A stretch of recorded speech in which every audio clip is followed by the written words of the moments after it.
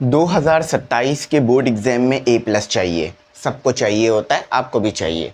मगर कोर्स जब उठा के देखते हो तो भाई चक्कर आ जाता है। बिल्कुल आएगा चक्कर, क्योंकि हमें भी आ जाता था। अब मैं आपको जो है वो कराता हूँ मोस्ट इंपॉर्टेंट क्वेश्चंस, न्यूमेरिकल और डेरिवेशन। याद रखना, इस फॉर्मूले की जो डेरिवेशन है ना, वो मोस्ट इंपॉर्टेंट है हमारे पास एग्जाम के लिए, मोस्ट इंपॉर्टेंट। आज की वीडियो में ये डेरिवेशन शामिल है, सही है। इसके अलावा PV = nRT ये भी कराऊंगा, ये भी मोस्ट इंपॉर्टेंट है।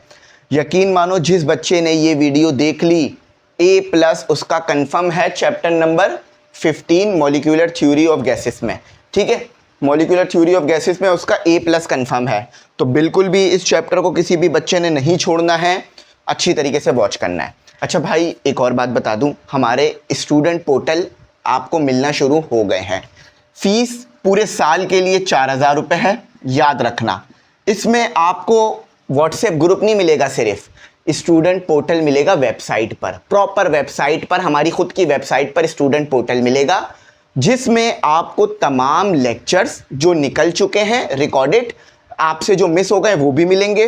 तमाम सब्जेक्ट के टेस्ट, तमाम चैप्टर के टेस्ट, गैस पेपर का solve, gas paper, model paper, तमाम सब्जेक्ट के नोट्स, कंप्लीट प्रिपरेशन। ऐसा कोई पोर्टल सिंध में मौजूद नहीं है बच्चों के लिए जो कि ME इंग्लिश सेंटर ने बना के दिया है।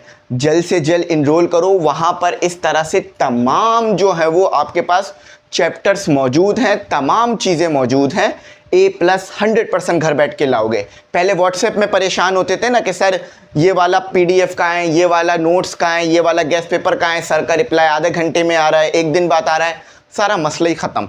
जस्ट स्टूडेंट पोर्टल मिलेगा, एक लॉगिन करोगे गूगल पे, क्रोम पे, फ़ौरन आपको आपकी तमाम चीज़ें फ़ौरन मिल जाएंगी सामने। खुद का प्रॉपर स्टूडेंट पोर्टल होगा, खुद की प्रॉपर स्टडी होगी। 4000 रुपये पूरे साल के लिए फ़ीस है। हो सकता है इस फीस को थोड़े टाइम में हम 5000 कर दें। क्यों? क्योंकि स्टूडेंट पोर्टल है, काफ़ी महंगी चीज़ है, काफ़ी महंगा मेंटेनेंस है। तो जल्द से जल्द इनरोल करो। आ जाओ, यहाँ पढ़ते हैं मॉलिक्यूलर थ्योरी ऑफ गैसेस। सबसे पहला सवाल है, अच्छा फीस जो है वो नंबर आ रहा है उस पर पे करके इनरोल करना, ठीक है।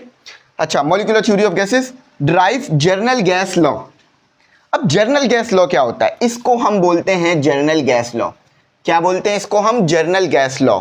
By making use of gas laws. अब गैस लॉस कौन से हैं भाई? ये लॉस नहीं है, लॉ है, लॉ, समझे? ये क्या है? लॉ है, लॉस नहीं है। अच्छा, अब इस पे बात कर लेते हैं कि जर्नल गैस लॉ है क्या और ये गैस लॉ कौन से होते हैं। याद करो, कुछ टाइम पहले मैंने आपको बॉयल्स लॉ, चार्ल्स लॉ पढ़ाया था, उसी को हम गैस लॉ बोलते हैं। इसको थोड़ा सा बेहतर कर लेते हैं। याद करो, हमने पढ़ा था बॉयल्स लॉ, चार्ल्स लॉ, उसी को जो है हम क्या कहते हैं? उसी को हम जो है वो गैस लॉ कहते हैं। तो मैं एक एक लॉ लिखता रहता हूँ और आपको जो है वो समझाता रहता हूँ कि किस तरह से इसकी जो है वो एक्सप्लेनेशन आपको दी हुई है। सबसे पहला आता है हमारे पास बॉयल्स लॉ। सबसे पहले आता है हमारे पास बॉयल्स लॉ। याद है बॉयल्स लॉ क्या कहता है? बॉयल्स लॉ याद करो, बॉयल्स लॉ क्या कह रहा था, ज़रा सोचो, याद आ जाएगा। मैं जो फिज़िकल कोचिंग में पढ़ाता हूँ तो वहाँ पर भी बच्चों को मैंने ये सवालात कराए थे, तो बड़ा ज़बरदस्त उनका कॉन्सेप्ट जो है वो क्लियर हो गया था। तो जो फिज़िकल वाले बच्चे देख रहे हैं, जो फिज़िकल कोचिंग में पढ़ते हैं, तो वो बताएं कि उनको ये याद है या नहीं याद है, ठीक है। एक मिनट जस्ट मैं इसे निकाल लूँ, ठीक है। हाँ, अच्छा, journal gas law. Journal gas law बनता है, किससे बनता है? जर्नल गैस लॉ जो है वो बनता है Boyle's law, Charles law, Avogadro law, इन तीनों लॉ से मिलके बनता है ये लॉ हमारे पास, सही है। बॉयल्स लॉ क्या कहता है? बॉयल्स लॉ कहता है कि प्रेशर जो है, सॉरी, वॉल्यूम जो है इन्वर्सली प्रोपोर्शनल है प्रेशर के। मज़ा नहीं आया होगा, मुझे भी नहीं आया, आ जाओ समझ लो। अच्छा, टेम्परेचर कांस्टेंट होना चाहिए। टेम्परेचर क्या होना चाहिए? कांस्टेंट होना चाहिए, लिख लो, ठीक है। टेम्परेचर कांस्टेंट होना चाहिए। अब देखो जरा मेरी बात समझो, ये आपके पास एक सिलेंडर है। ये क्या है? आपके पास एक सिलेंडर है। इसी से सारा कॉन्सेप्ट क्लियर होगा, इसको अपने पास बनाते रहना। ये आपके पास सिलेंडर है, समझो ये आपके पास गैस के मॉलिक्यूल मौजूद है, गैस के मॉलिक्यूल ये मौजूद है। अब जरा देखना होगा क्या, अब जब मैं इसको यूं दबाऊंगा, पिस्टन को, पिस्टन जो लगा हुआ है उसको नीचे दबाऊंगा, तो ऑब्वियस है, हम सब जानते हैं कि जब पिस्टन को हम दबाएंगे पिस्टन नीचे आ जाएगा। पिस्टन क्या होगा, नीचे आ जाएगा। इधर वॉल्यूम ज़्यादा था, V1 में वॉल्यूम ज़्यादा था, V2 में वॉल्यूम कम हो गया, V2 में वॉल्यूम कम हो गया। सही है, वॉल्यूम यानी कम हो गया। अब एक बात बताओ, प्रेशर बढ़ेगा या कम हो जाएगा? देखो, पहले गैस के मॉलिक्यूल ज़्यादा जगह में मौजूद थे, अब गैस के मॉलिक्यूल कम जगह में मौजूद हैं, प्रेशर बढ़ जाएगा। जब वॉल्यूम कम हुआ तो प्रेशर जो है वो आपके पास क्या होगा, बढ़ जाएगा। अब इसको ज़रा एक बलून की एग्जाम्पल से समझते हैं। आपके पास एक बलून है, उस बलून को जब आप दबाते हो तो आप एक चीज़ महसूस करते हो कि प्रेशर बढ़ गया।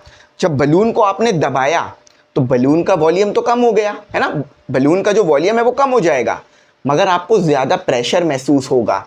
यानी इसका मतलब है कि जब आप वॉल्यूम को कम करोगे तो प्रेशर बढ़ेगा, या उल्टा भी हो सकता है, अगर प्रेशर को कम करोगे तो वॉल्यूम बढ़ेगा। ये याद रखना। इसका मतलब क्या है, वॉल्यूम इनवर्सली प्रोपोर्शनल, यहां लिख रहा हूं, proportional to, volume inversely proportional to pressure. सही है, ये था हमारे पास बॉयल्स लॉ। सही है, ये था हमारे पास क्या, ये हमारे पास था बॉयल्स लॉ। अब समझते हैं हम अपना चार्ल्स लॉ। अब हमारे पास आ गया हमारा चार्ल्स लॉ। ये चार्ल्स नाम के साइंटिस्ट ने दिया था। एक मिनट, बाल से गिर लेना, हमारे बाल खराब हो गए। सही, अब चार्ल्स लॉ देखते हैं। बिल्कुल ऐसा माहौल होता है जैसे क्लास में बैठे हुए हैं। सही है, अब चार्ल्स लॉ क्या कहता है? चार्ल्स लॉ कहता है कि अगर वॉल्यूम बढ़ाओगे तो टेम्परेचर बढ़ेगा, अगर वॉल्यूम बढ़ाओगे तो टेम्परेचर बढ़ेगा, अगर वॉल्यूम कम करोगे तो टेम्परेचर कम हो जाएगा। समझते हैं कैसे। ये अगेन आपके पास सिलेंडर आ गया, ये अगेन आपके पास सिलेंडर आ गया, ये आपके पास गैस के मॉलिक्यूल आ गए, गैस के मॉलिक्यूल आ गए। सही है, अभी इसका टेम्परेचर था आपके पास 10 केल्विन, समझाने के लिए बता रहा हूं।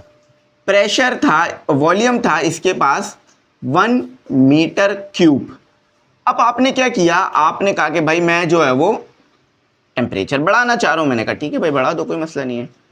अब जब आपने टेम्परेचर बढ़ाया, समझाने के लिए कह रहा हूं, 20 केल्विन का आपने टेम्परेचर कर दिया। टेम्परेचर कैसे बढ़ेगा? ऑब्वियस है, यहाँ पे हीट देनी पड़ेगी तो टेम्परेचर बढ़ेगा। तो वॉल्यूम भी 2 मीटर क्यूब का हो गया, समझाने के लिए। यानी क्या समझ में आया, अगर टेम्परेचर बढ़ाया तो प्रेशर बढ़ा। क्या करा, अगर टेम्परेचर बढ़ाया तो प्रेशर बढ़ा, अगर टेम्परेचर बढ़ाया तो वॉल्यूम बढ़ा।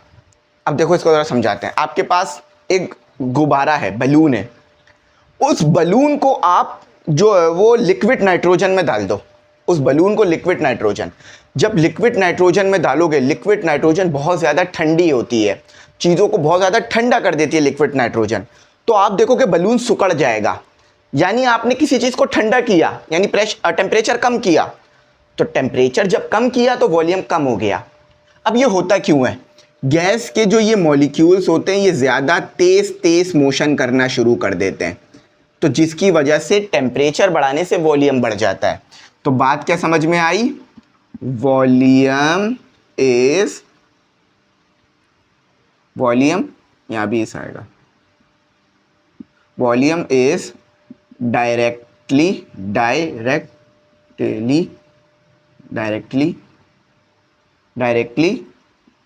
Proportional to temperature. वॉल्यूम क्या हुआ? डायरेक्टली प्रोपोर्शनल टू टेम्परेचर हो गया हमारे पास।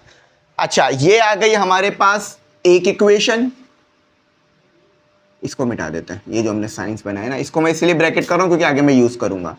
ये आ गई हमारे पास एक इक्वेशन, ये आ गई हमारे पास दूसरी इक्वेशन। ठीक है, इसे हम इक्वेशन ए कह लेते हैं। ठीक है, इसे हम इक्वेशन बी कह लेते हैं। इक्वेशन यहां तक है, ये सिर्फ नंबर दिया है, नाम दिया है इसको, इक्वेशन बी। ठीक है, अब आते हैं एवोगाड्रो लॉ। ये जो मैं ढूंढ रहा था ना इतनी देर से इस नोट्स को।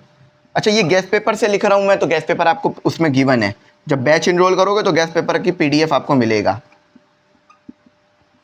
एवोगाड्रो लॉ, ठीक है। एवोगाड्रो लॉ कहता है कि भाई volume directly proportional to number of moles. क्या कहता है? Volume directly proportional to number of moles, या नंबर ऑफ मॉलिक्यूल्स भी कह सकते हो। अच्छा याद रखना, इसमें प्रेशर कांस्टेंट रहना चाहिए। इसमें क्या कांस्टेंट रहेगा? प्रेशर। प्रेशर क्या रखना है हमें? कांस्टेंट, ठीक है। मैंने थोड़ा सा छुपा छुपा के लिख दिया, बल्कि एक काम करो ना, छुपा छुपा के लिखने से अच्छा ये है कि हम इसको यहाँ से रिमूव करते हैं। एक मिनट, बिल्कुल साफ सुथरा काम करेंगे ताकि हर बच्चे को पूरा सवाल, क्योंकि देखो मुझे भी कोई जल्दी नहीं है, आपको भी कोई जल्दी नहीं है, हमें कॉन्सेप्ट क्लियर करना है ताकि ज़िंदगी भर याद रहे। इधर क्या कांस्टेंट है? प्रेशर, ठीक है। प्रेशर कांस्टेंट कर दिया मैंने। अच्छा, इंक थोड़ी सी मुझे लग रहा है इसमें ओवरफ्लो हो गई है, गिर रही है निकल निकल के, ठीक है। अच्छा, अब अगला देखो, volume directly proportional to number of moles. समझना, इसको भी जरा समझना। समझो अभी आपके पास 10 मोल थे, 10 मॉलिक्यूल मौजूद थे। समझ लो, समझाने के लिए कह रहा हूं। अभी आपके पास इस कंटेनर में 10 मॉलिक्यूल्स मौजूद थे या 10 मोल मौजूद थे। समझाने के लिए कह रहा हूं, फिर कह रहा हूं, ठीक है। अब मैंने उस 10 को कितना कर दिया? अब मैंने उस 10 को 20 कर दिया। अब मैंने उस 10 को 20 कर दिया, ज़्यादा कर दिया। इधर कम कर लेते हैं थोड़े से, 10 को 20 कर दिया।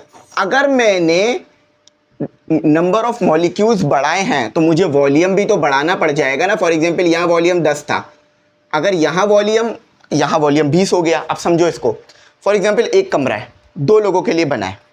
अगर आप उस कमरे में ज़्यादा लोगों को लाना चाह रहे हो, फॉर एग्जांपल आपके घर में एक कमरा है, 2 लोगों के लिए बना है, और एक मियाँ बीवी हो गए और उनके 2 बच्चे हो गए, 4 लोगों के लिए बना है।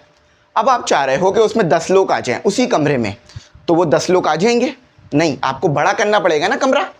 भाई बराबर वाली दीवार तोड़ के दूसरा कमरा भी एक कमरे में लेना पड़ेगा ताकि बड़ा कमरा हो जाए। इसी तरह से फॉर एग्जांपल आपको कोई आपको जो है वो इवेंट करना है।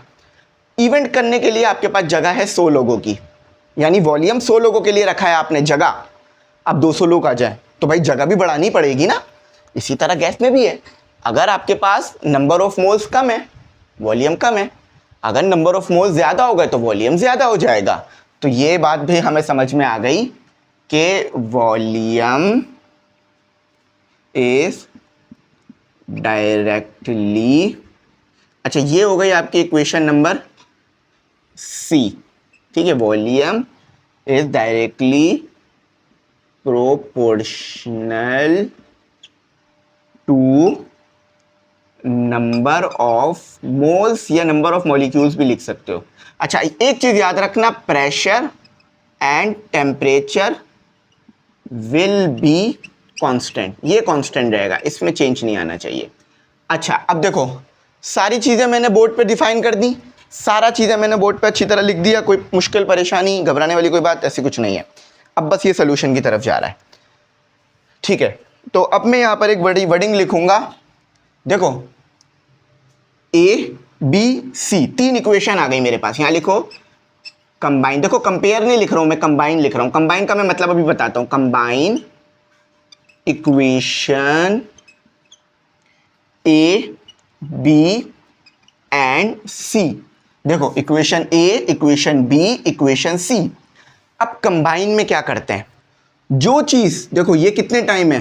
3 टाइम है ना। v कितनी टाइम है? 3 टाइम है। तीनों इक्वेशन में 1 टाइम ले लो।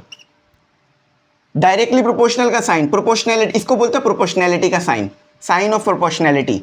ये कितनी टाइम है? 1 2 3, इसको भी 1 टाइम ले लो। 1/v t n कितनी टाइम है? 1 टाइम है, तो 1 टाइम ही ले लो।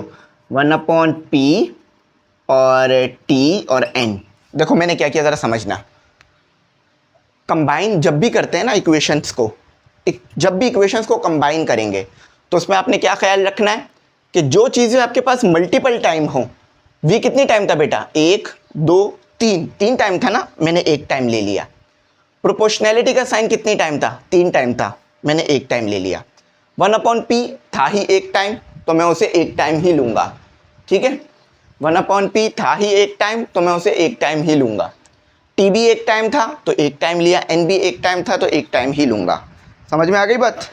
बस ये चीज़ मैं आपको समझाना चाह रहा था, ठीक है। अच्छा, अब थोड़ा सा इसको जो है वो आगे लेके चलते हैं, ठीक है। अच्छा, अब देखो याद रखना, जब भी ये प्रोपोर्शनैलिटी का साइन हटेगा तो कांस्टेंट आएगा, v इक्वल टू कांस्टेंट। ये आपने पढ़ा होगा फिजिक्स में, थोड़ा सा जगह की शॉर्टेज है यहाँ पे। v equal to constant, constant आ गया, और 1/p और t और n एज इट इज आ गया। सही है, ये आगे से काम कर रहा हूं मैं, ठीक है। यहाँ के बाद काम यहाँ पर कर रहा हूँ। अच्छा, अब कांस्टेंट यहाँ पर क्या है? कांस्टेंट यहाँ पर है r, इसे हम जनरल गैस कांस्टेंट बोलते हैं। तो p यहाँ पर क्या हो रहा है? डिवाइड यहाँ के मल्टीप्लाई हो जाएगा, pv, r कांस्टेंट r है, pv is equal to n r t, या आर टी लिख लो, इसको थोड़ा सा सेट करा दो, pv is equal to n r t. सही है। अब ये r की वैल्यू मैं यहाँ डिफाइन कर रहा हूँ कि ये r क्या होता है। इसकी वैल्यू पेपर में गिवन होती है, ये होता है जनरल गैस कांस्टेंट। सही है। देखो कितना प्यारा सा काम मैंने आपके पास बोर्ड पे कर दिया, सारी चीज़ें मैंने आपको एक्सप्लेन कर दी कि भाई बॉयस लॉ क्या है, चार्ल्स लॉ क्या है, एवोगाड्रो लॉ क्या है, और किस तरह से ये डेरिवेशन ड्राइव हुई। अब इसका सोल्यूशन चल भी जाएगा, चाहो तो देख लेना। सही है। इसको अच्छे से डायग्राम बनाकर चीज़ों को समझना, ताकि ज़िंदगी भर इस चीज़ को अब याद रख सको। अच्छा, अब समझते हैं what is kelvin scale, what is Celsius scale.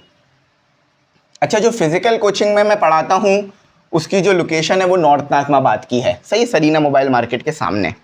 तो वहाँ पर मैं सारी चीज़ें ये आपको बहुत डिटेल में भी लेके जा रहा होता हूँ, लेकिन यहाँ भी मैं बहुत डिटेल में पढ़ाया मैंने आपको। सही है। अच्छा, अब आ जाओ क्वेश्चन नंबर 2 करते हैं। एक्सप्लेन सेंटीग्रेड, GRATE सेंटीग्रेड, और SELCIUS Celsius scale and kelvin scale. अब आपको कुछ नहीं करना, बस ये बताना है कि सेंटीग्रेड, अच्छा सेंटीग्रेड को हम सेल्सियस भी कह रहे होते हैं, तो सेंटीग्रेड स्केल क्या है और केल्विन स्केल क्या है, फ़ारेनहाइट स्केल क्या है, ये आप लोगों ने बताना है, ठीक है। और एक और बात याद रखना, मैं फिर कहूँगा कि हम सेंटीग्रेड स्केल को सेल्सियस स्केल भी कह रहे होते हैं। अक्सर बच्चे कंफ्यूज हो जाते हैं, सर ये सेल्सियस स्केल क्या है, तो दोनों सेम ही है, बस अलग अलग नाम है, ठीक है। देखो इतनी मेहनत से लेकर एक उसमें रिमूव हो गया, यही होता है, लेकिन कोई मसला नहीं, हमें कॉन्सेप्ट तो आ गया ना, ठीक है।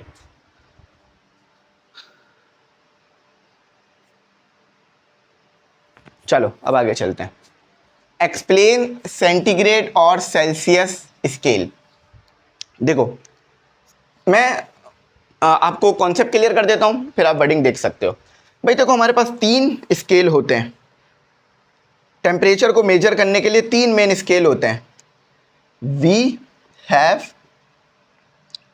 3 main scale for measuring, MEASUR, थोड़ा सा ऊपर करके लिखते हैं, फॉर MEASUR, मेजरिंग टेम्परेचर। अच्छा, अब टेम्परेचर क्या होता है ये आप लोगों के दिमाग में सवाल आ सकता है, TURE टेम्परेचर।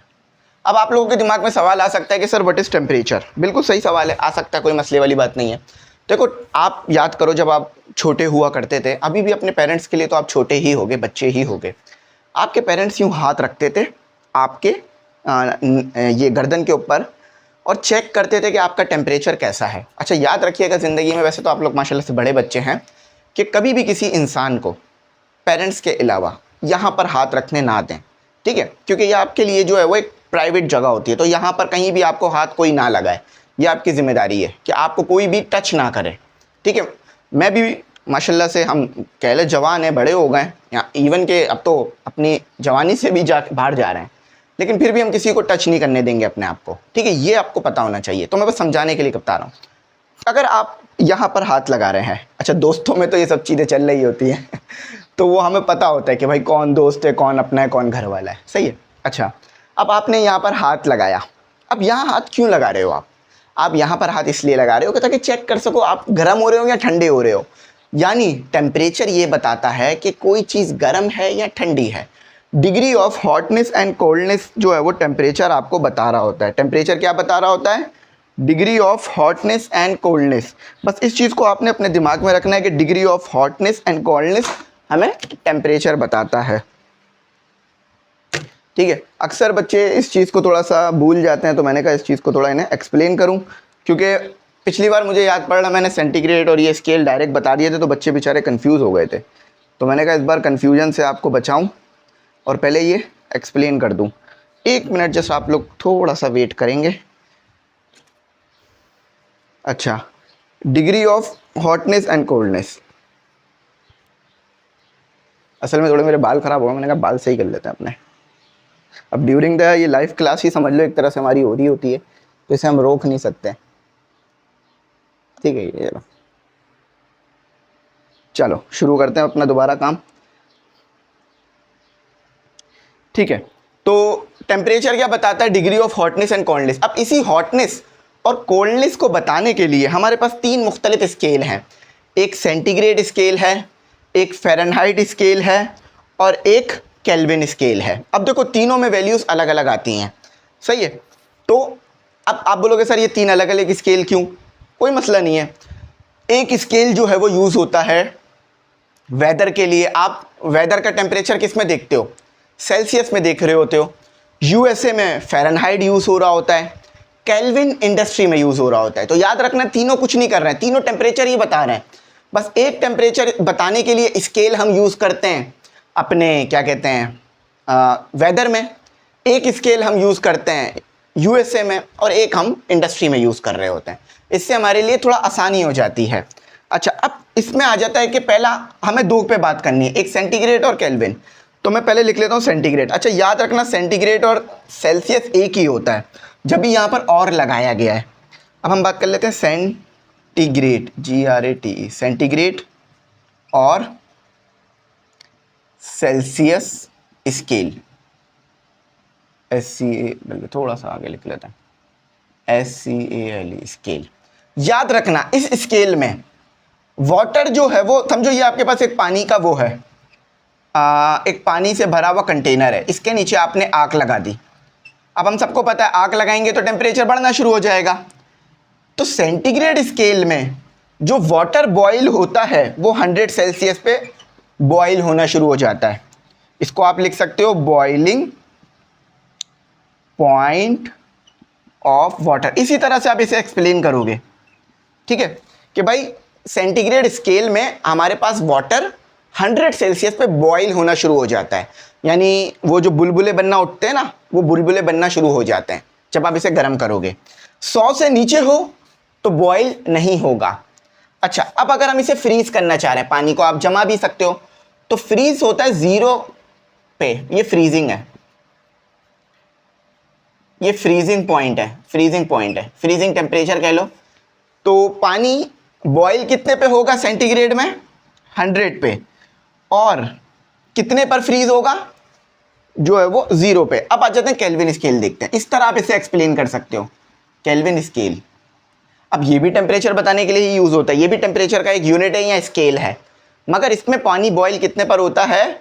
373 पर।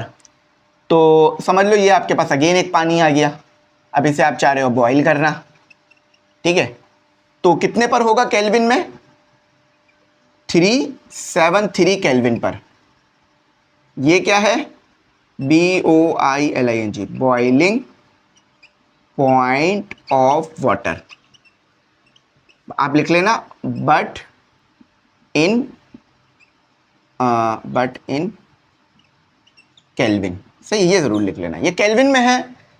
ये बॉइलिंग पॉइंट ऑफ वाटर है किसमें? सेल्सियस में। अब फ्रीज करना है तो कितने पे होगा? फ्रीज होगा, फ्रीज कितने पर होगा?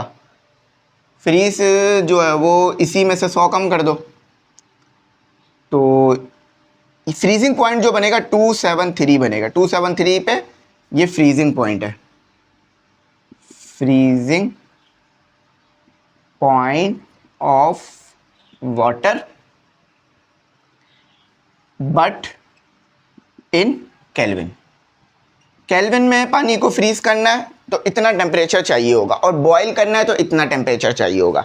इंटरनेट से भी आप इसको देख सकते हो, freezing point of water in kelvin. ठीक है, तो इंटरनेट से भी आप इसे चाहो तो देखकर अपने कॉन्सेप्ट को क्लियर कर सकते हो। बिल्कुल सही मैंने बताया आपको, 273 है। सही है। अच्छा, अब देखो, आप चाहते हो टेम्परेचर को सेल्सियस से केल्विन में ले जाना और केल्विन से सेल्सियस में लाना। उसके लिए फॉर्मूला देखो, फॉर्मूला फॉर सेल्सियस, कुछ इसे सेल्सियस पढ़ रहे होते हैं, सेल्सियस टू केल्विन। अच्छा, याद रखना, सेल्सियस से केल्विन और केल्विन से सेल्सियस में भी आ सकते हो। सेल्सियस से केल्विन में आ सकते हो, केल्विन से सेल्सियस में आ सकते हो। तो T K is equal to C plus 273। देखो, ये फॉर्मूला है जिससे आप सेल्सियस से केल्विन में, केल्विन से सेल्सियस में जा सकते हो, सेल्सियस से केल्विन में और केल्विन से सेल्सियस में आ सकते हो। ठीक है, अब जो भी सेल्सियस में टेम्परेचर दिया हुआ है वो यहां रखो, जो भी सेल्सियस में टेम्परेचर दिया हुआ है वो यहां रखो। जैसे फॉर एग्जांपल 100 सेल्सियस दिया हुआ था ना, 100 सेल्सियस को यहां रखो। देखो, समझना ज़रा, बॉइलिंग पॉइंट ऑफ वाटर कितना था, कॉन्सेप्ट का फील करो, मज़ा करो, टेंशन नहीं लो, परेशान नहीं हो ज़िंदगी से कभी भी। अच्छा, अब मुझे ज़रा बताओ, बॉइलिंग पॉइंट कितना था सेल्सियस में? 100 सेल्सियस। यहाँ सेल्सियस रखो 100। कभी कभार आप अपनी बातों को रख लेते हैं ना, तो यहाँ रख लो। तो कितना आ रहा है? 373 केल्विन। ठीक है, तो 373 केल्विन आ रहा है। देखो, ये रहा, है ना। अब 0 रख दो तो 273 आ जाएगा, ये रहा। समझ गए? तो ये फॉर्मूला है सेल्सियस से केल्विन, केल्विन से सेल्सियस में कन्वर्ट करने का। अच्छा, अब इसका आंसर भी चल जाएगा, चाहो तो वो भी देख लेना। अब समझते हैं ट्रिपल पॉइंट ऑफ वाटर क्या होता है। ग्राफ से समझाऊंगा ताकि आपको बात समझ में आए। ट्रिपल पॉइंट ऑफ वाटर एक ऐसा पॉइंट है जहां पर पानी, समझना, ट्रिपल पॉइंट ऑफ वाटर एक ऐसा टेम्परेचर है या ऐसा पॉइंट है ग्राफ में जहां पर पानी तीनों स्टेट में मिलेगा। अब इसको मैं मजीद डिटेल में समझाता हूं, पहले मैं क्वेश्चन लिख देता हूं।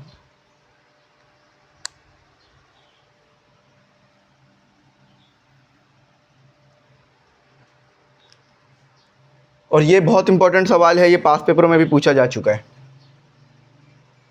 ब्रीफली, मतलब बस थोड़ा बहुत बता रहे हैं, डायग्राम बना लीजिएगा,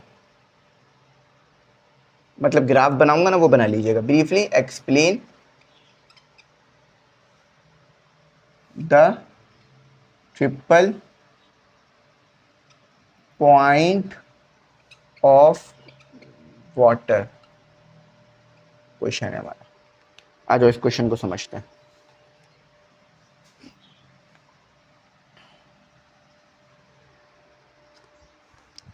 ग्राफ देख लेते हैं, असल में से ग्राफ से समझ में आएगा।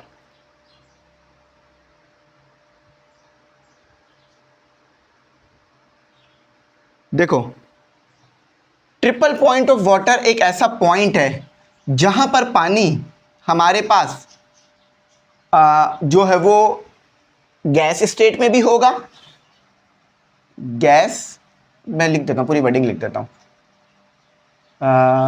The triple point of water is a point where water present in all state, state का मतलब गैस फॉर्म में भी होगा, गैस, और आइस फॉर्म में भी और लिक्विड फॉर्म में भी होगा, और आइस फॉर्म में भी होगा, एंड आइस। अब आप बोलोगे सर ये कैसे पॉसिबल है? देखो ये बात तो आप लोगों को पता है ना, आप पानी को जब उबालते हो तो पानी क्या बनता है? स्टीम बनता है। स्टीम लिखते हैं ज़्यादा बेहतर होगा, गैस में आप कंफ्यूज हो जाओगे गैस में मैं खुद भी कंफ्यूज हो जाऊंगा, बल्कि गैस फैस ज़्यादा बेहतर था, गैस सही रहेगा, गैस ही रखते हैं, स्टीम नहीं। तो स्टीम बनता है यानी गैस फॉर्म में आ रहा होता है ना, गैस फॉर्म में आ रहा होता है। तो ट्रिपल पॉइंट को समझते हैं इस तरह से कि भाई ट्रिपल पॉइंट ऑफ वाटर एक ऐसा पॉइंट है, अभी वो मैं ग्राफ में बनाता हूँ तो नज़र आएगा आपको, कि जहाँ पर पानी गैस फॉर्म में भी होगा, लिक्विड फॉर्म में भी होगा, और आइस फॉर्म में भी होगा। बोलोगे सर आप ये पॉसिबल नहीं है। बिल्कुल ठीक है। जब आप पानी को फ्रिज में रखते हो तो वो बर्फ़ बन जाता है, आइस बन जाता है, तो क्या गैस और लिक्विड में नज़र आता है? नहीं। इसी तरह आप नॉर्मल टेम्परेचर पे रख दो, रूम टेम्परेचर पे कराची में, तो पानी लिक्विड फॉर्म में मिलेगा आपको, लिक्विड फॉर्म होती है ना। आप इसी तरह से उसको उबालने के लिए रख दो तो स्टीम बनेगी, गैस बनेगी। अब देखते हैं ये होता कैसे। असल चीज़ है ग्राफ। ये रहा आपके पास ग्राफ। इसमें ना एक बात याद रखना, इस ग्राफ में वाई एक्सिस पर हमारे पास है वाई एक्सिस। मैं देख लेता हूँ, फोकस तो सही है ना? हाँ, हमारे पास ये आ गया वाई एक्सिस, ये आ गया हमारे पास एक्स एक्सिस। अब वाई एक्सिस पे मौजूद है हमारे पास प्रेशर। क्या मौजूद है? प्रेशर। एक्स एक्सिस पे हमारे पास मौजूद है टेम्परेचर।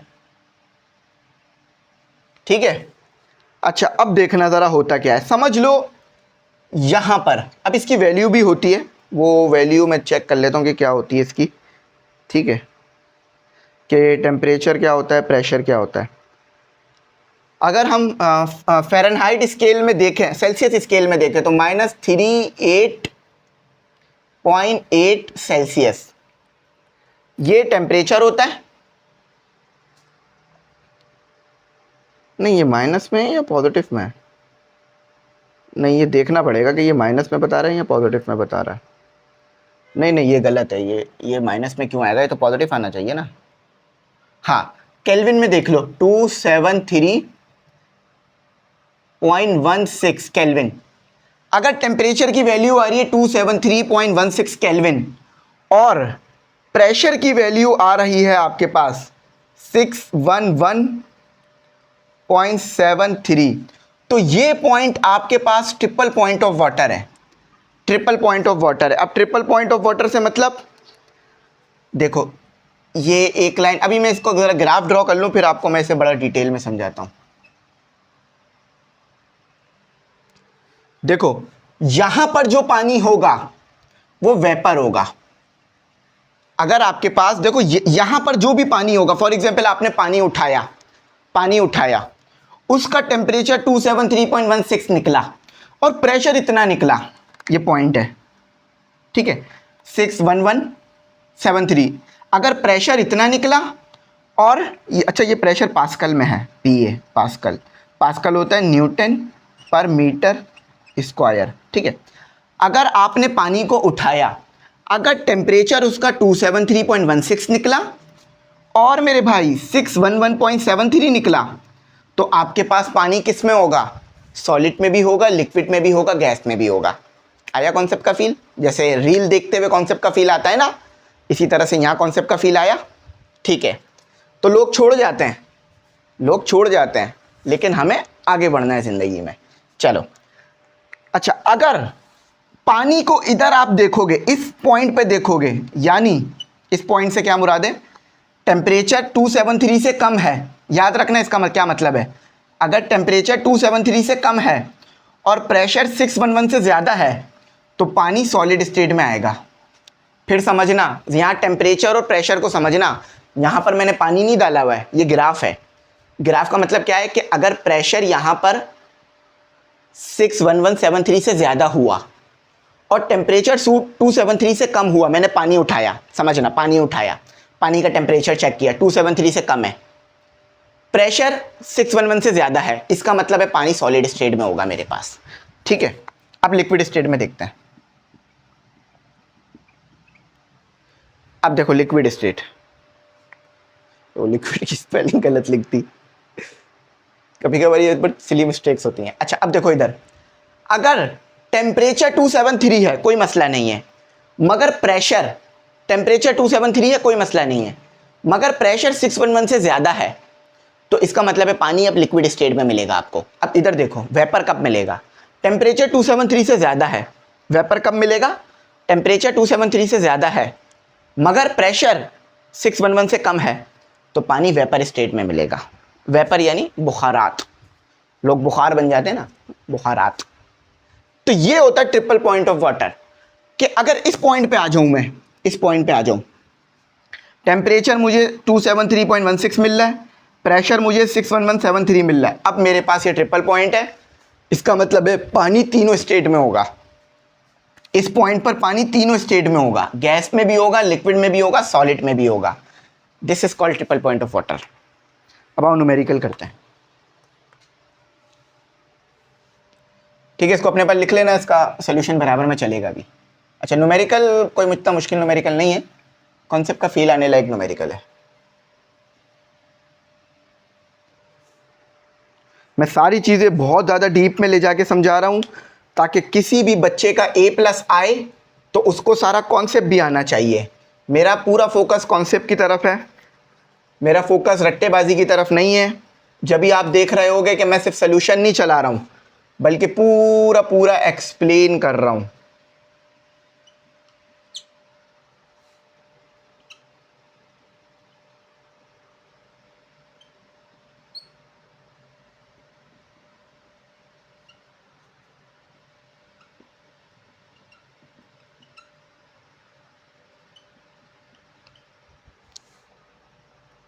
अच्छा हम क्या लिख रहे थे, हम लिख रहे थे an air storage tank whose volume is, ठीक है, एक एयर स्टोरेज टैंक है हमारे पास, an air storage tank whose volume is, कितना वॉल्यूम है, 112 litre, contain 3 kg of air at a pressure of 18 atm pressure, how much, समझ में आएगा, परेशान नहीं होना, air would have to be forced into the tank to increase, यार ये मैं असल में वीडियो रोक नहीं सकता, इसलिए इधर आपके साथ ही लिख रहा हूँ, कोई ज़्यादा तो है नहीं न्यूमेरिकल, इसलिए परेशान नहीं होना। थोड़ा सा टाइम आप लोग मेरे साथ लिखते रहो, ताकि आप लोगों का भी ना साथ साथ यहाँ कॉन्सेप्ट क्लियर हो जाए, टाइम इसमें आपका आगे ना जाए।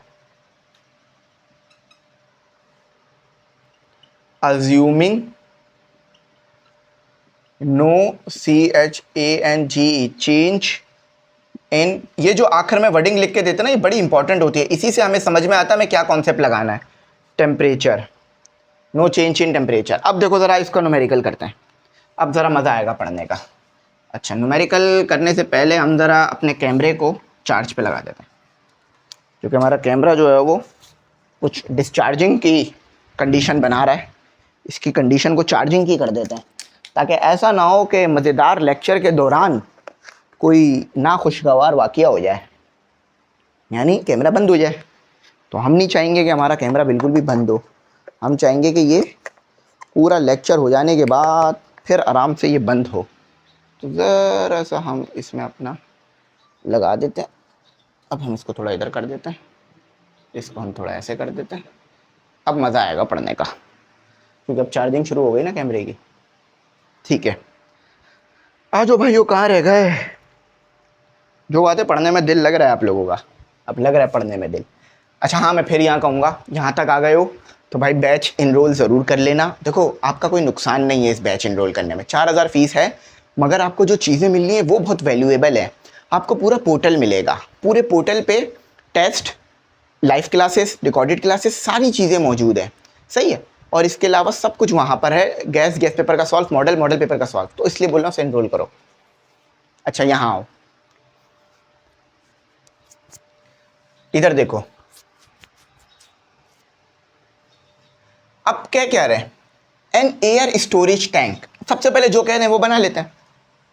ये एक स्टोरेज का टैंक है। मैं सबसे पहले यही कर रहा हूं, मैं आपको सिर्फ कॉन्सेप्ट क्लियर नहीं कर रहा हूं, आपको सारा का सारा सिनेरियो भी बना के दिखा रहा हूं। एक एयर स्टोरेज टैंक है, समझ लो ये एक एयर स्टोरेज टैंक है। हुज वॉल्यूम इज, इसका वॉल्यूम समझ लो इतना है,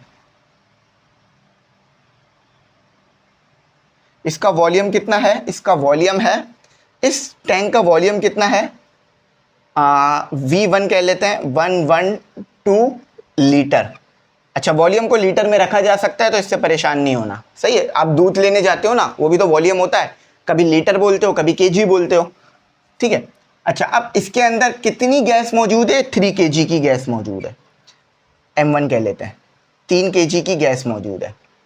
ऑफ एयर प्रेशर, अच्छा प्रेशर कितना मौजूद है इसके ऊपर, इसके ऊपर जो प्रेशर मौजूद है वो P = 18 ATM का मौजूद है, सही है, 18 ATM, सही है।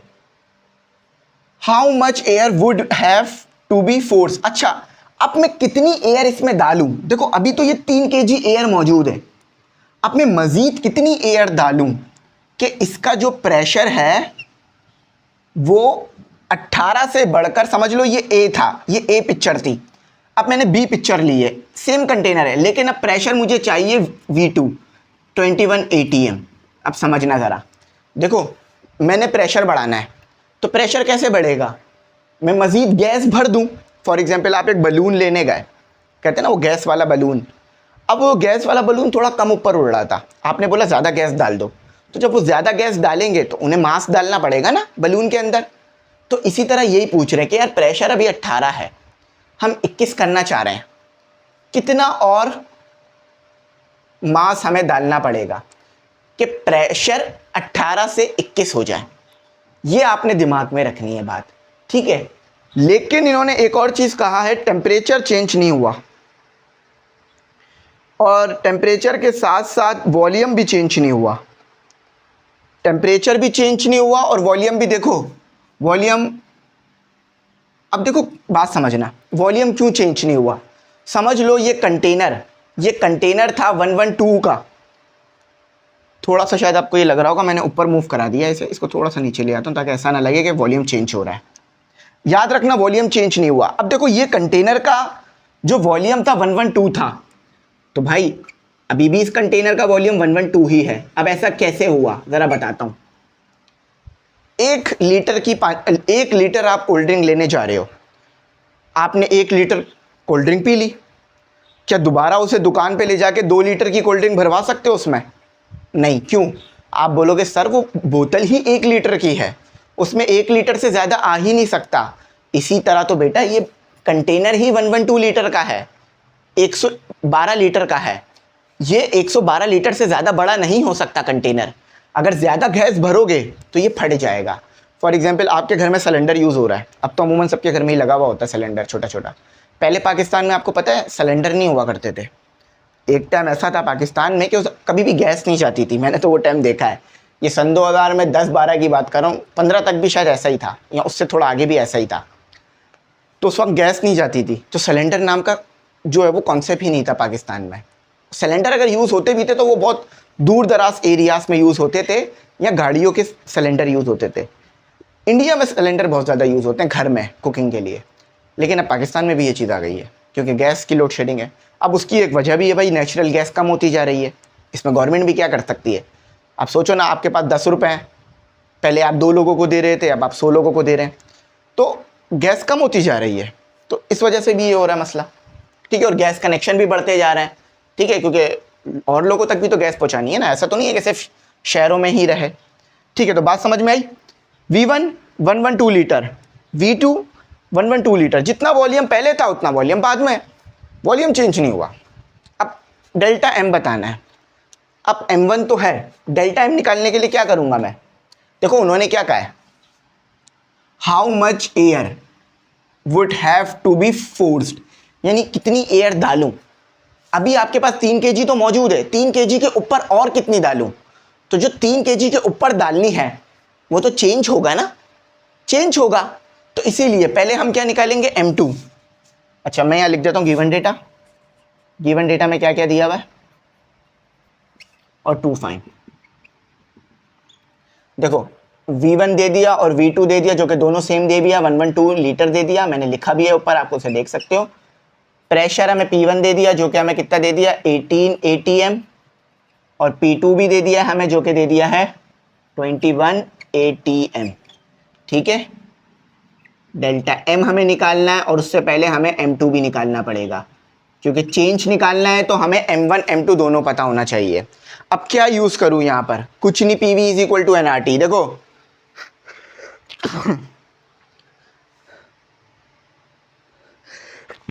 शुक्र अल्हम्दुलिल्लाह। तो अब देखो क्या यूज करूं, T is equal to T, T1 is equal to T2। देखो उन्होंने क्या कहा था, assuming no change in temperature, जो टेम्परेचर यहां पर होगा वही टेम्परेचर यहां पर भी होगा। सही है, टेम्परेचर में चेंज नहीं आया। तो जनरल, दो हिस्सों में डिवाइड कर देते हैं बोर्ड को, जनरल गैस लॉ क्या था, P1 V1 is equal to N1 और RT1, और ये पहले A के लिए हो गया, सिलेंडर A के लिए हो गया। अब सिलेंडर B के लिए हो गया, P2 V2 is equal to N2 R और T। देखो कांस्टेंट तो कांस्टेंट है, वो चेंज नहीं होगा, इसीलिए उसको मैंने चेंज नहीं किया। अच्छा हियर जैसा कि हम जानते हैं V2 और V1 बराबर है, इसे हम V लिख लेते हैं। T2 और T1 भी बराबर है, इसे हम T लिख लेते हैं। प्रेशर अलग अलग है, गिवन भी है, तो यहां लिखो डिवाइड इक्वेशन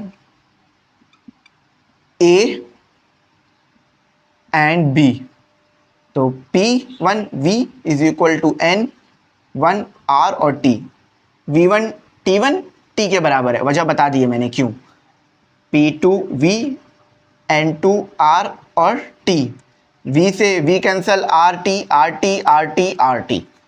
तो P1 P2 N1 N2। यहां तक तो मुझे उम्मीद है किसी किस्म की कोई प्रॉब्लम किसी भी हमारे प्यारे स्टूडेंट को नहीं हुई होगी। अच्छा अब देखो हम क्या करते हैं, अब देखो हम क्या करते हैं, अब N क्या होता है, number of moles. Number of moles, क्या फॉर्मूला पढ़ा था नंबर ऑफ मोल्स निकालने का, मास अपॉन मॉलिक्यूलर मास। देखो मॉलिक्यूलर मास चेंज नहीं होगा, क्यों, जो गैस पहले थी वही गैस दोबारा डाली है, तो मॉलिक्यूलर मास चेंज नहीं होगा। याद रखना हमेशा जिंदगी भर, मॉलिक्यूलर मास जब तक चेंज नहीं होगा जब तक गैस चेंज नहीं करोगे। हम गैस चेंज नहीं कर रहे हैं, समझ लो आम का जायका है, 3 किलो आम लो या 60 किलो आम लो, जायका एक जैसा मिलेगा ना। इसी तरह से मॉलिक्यूलर मास होता है, चाहे वो 3 kg का हो या 6 kg का हो, मॉलिक्यूलर मास सेम रहेगा। हाँ चेंज क्या होगा, मास, स्मॉल m चेंज होगा, कैपिटल M चेंज नहीं होगा। मैं लिख देता हूं, ये आप देख भी लेना केमिस्ट्री में, मॉलिक्यूलर मास। अच्छा अब N1 और M है, तो N1 is equal to M1 और M, और N2 is equal to M2 और M। पुट यहां कर दो equation C, put in equation C। तो क्या बनकर आया, P1 V2 P1 upon P2 M1 M1 M2 और M। इससे ये कैंसिल हो गया, रेसिप्रोकल होकर क्या फाइनल आ जाएगा आपके पास, M1 अपॉन M2। M2 पता करना था ना, तो M2 को उधर ले जाओ, M1 P2 और P1। कुछ नहीं किया, जस्ट ये यहाँ था तो यहाँ के ये मल्टीप्लाई हो गया, यहाँ आ जाएगा और ये इधर आ जाएगा। वैल्यू सब्स्टिट्यूट करो, आंसर आ जाएगा। देखो M1 मुझे पता है कितना है मेरे पास, M1 3 kg, और P2 कितना था मेरे पास 21 और 18, M2 आ जाएगा 3 multiply by 21 divided by 18। 3.5 kg। अब निकालना क्या था, कितना और हमने गैस को डाला होगा कि टेम्परेचर 18 से 21 हो गया, चेंज निकालना था। Delta M is equal to M2 minus M1। 3.5 minus 3 तो रॉकेट साइंस नहीं है, 0.5 kg। तो अगर आप चाह रहे हो प्रेशर आपका हो जाए 18 से 21, तो मजीद 0.5 kg यानी आधा किलो गैस और भर दो कंटेनर में, प्रेशर बढ़ जाएगा। वॉल्यूम चेंज नहीं हुआ, पर ये याद रखना, वॉल्यूम को फिक्स कर दिया था। अब आई होप कोई इसमें ऐसी चीज़ नहीं हो जो समझ नहीं आई। तो कितना प्यारा प्यारा काम किया है। ये मेरे अंदर ये बड़ी आदत है, मैं अपने काम को ही ना अच्छा कह रहा होता हूँ। तो इसमें कोई गलत बात थोड़ी ना भाई, अपने काम को अच्छा नहीं कहूँगा तो किसके काम को कहूँगा। हाँ, और कोई अच्छा काम कर रहा है तो उसको तो अच्छा कहता ही हूँ, लेकिन अपने काम को मैं ज़्यादा अच्छा कहता हूँ क्योंकि मैं ज़्यादा अच्छा काम कर रहा हूँ। ये इंसान, मैं अल्लाह का शुक्र है मैं कोई खुशफहमी इंसान नहीं हूँ, खुशफहमी नहीं दिखाता मैं कभी भी। आप मुझे खुशफहमी नहीं होती, हाँ गलत फहमी ज़रूर हो जाती है लेकिन खुशफहमी नहीं होती। अब ये तो है। अच्छा, वीडियो के इस हिस्से में आके ना मैं थोड़ा सा वो हो जाता हूँ, रिलैक्स, टेंशन कम हो जाती है, क्योंकि मुझे पता है आप स्टूडेंट देख रहे होते हैं, तो इतनी देर से पढ़ा भी रहे होते हैं, तो फिर वो थोड़ा सा दिल लग जाता है पढ़ाने में। अल्हम्दुलिल्लाह दिल तो मेरा लगता है पढ़ाने में, वरना तो देखो ना, घंटों का लेक्चर रिकॉर्ड करना कोई आसान काम थोड़ी ना है, अकेले, वो भी कोई भी नहीं होता इर्द गिर्द। अभी पानी पीने के लिए बुलाना है तो फिर आवाज़ दे के बुलाना पड़ेगा, और अकेले होंगे तो ही जो है ना वो ज़्यादा अच्छी तरीके से इन चीज़ों को देख पाते हैं। आप बोलोगे सर ये क्या आपने अपनी कहानी शुरू कर दी, तो भाई ये लिख भी तो रहा हूँ मैं बोर्ड पे। 8 इंटू, कुछ नहीं है, सिंपल वो बोल रहे हैं कि थोड़ा सा काम आपको दिया है वो करके बता दें। इक्विवेलेंट केल्विन टेम्परेचर टी, बल्कि ये कहाँ लिख रहा हूँ, ये तो आंसर लिख दो, अभी आंसर आ जाता। अच्छा देखो, कुछ नहीं कहे, कुछ नहीं कहा है, कोई बुरे मानने वाली बात नहीं है। उन्होंने कहा है कि फ़ारेनहाइट में हमने आपको टेम्परेचर दे दिया है, केल्विन में आप बता दो, कोई मसला नहीं, बताते केल्विन में बताते। फ़ारेनहाइट में इन्होंने दे दिया, केल्विन में हम बता देते हैं। चलो आओ बताते हैं। सबसे पहले तो हम सेल्सियस रूप फ़ारेनहाइट निकालते हैं।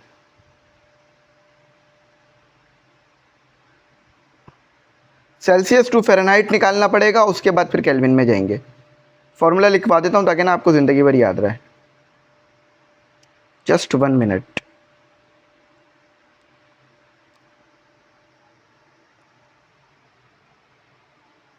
देखो हमें किस में जाना है, the boiling point of liquid nitrogen. देखो ये लिक्विड नाइट्रोजन है, वाटर नहीं है। लिक्विड नाइट्रोजन का जो बॉइलिंग पॉइंट है वो इतना है, किस में, फ़ारेनहाइट में। अब इसको चेंज करना है किस में, केल्विन में। अब मसला ये है कि डायरेक्ट केल्विन में चेंज करने के लिए भी एक फार्मूला आता है। चलो वो वही फार्मूला लिख देता हूँ, डायरेक्ट फार्मूला लिख देता हूँ ताकि परेशानी ख़त्म हो जाए। कि गिवन डेटा लिख लेते हैं पहले तो, उसके बाद टू फाइंड लिख लेते हैं। अच्छा इसको तो मिटा दूँ, ये तो मैंने मिटाया नहीं, आप लोगों ने भी देखो बताया नहीं कि सर आपने प्रीवियस क्वेश्चन तो मिटाया ही नहीं। अब आप बताओगे तो मैं ऐसे करूँगा ना।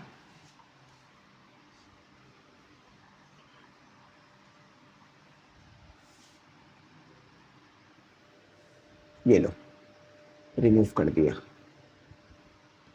असल में मैं इसे थोड़ा लेट इसलिए रिमूव करता हूँ कि कोई बच्चा अगर मेरे साथ काम उतार रहा है ना, तो वो बच्चा आराम से काम उतार ले, उसे परेशानी ना हो। अच्छा आ जाओ मेरे भाइयों, मेरे बहनों। टी एफ मतलब टेम्परेचर इन फ़ारेनहाइट, -321 फ़ारेनहाइट। निकालना केल्विन में है, टी ज़रूर लगा देना। सॉल्यूशन की हेडिंग डाल देता है, T F is equal to, sorry, -32 divided by 180 equal to, एक मिनट रुको ज़रा, 180 डिवाइडेड बाय 100। 9, 9 लिख लो, 9 ज़्यादा सही है। 9 कहाँ चला गया, ये रहा, टी के -273 डिवाइडेड बाय 5। अब कोई परेशानी मुश्किल पहले ये बताओ,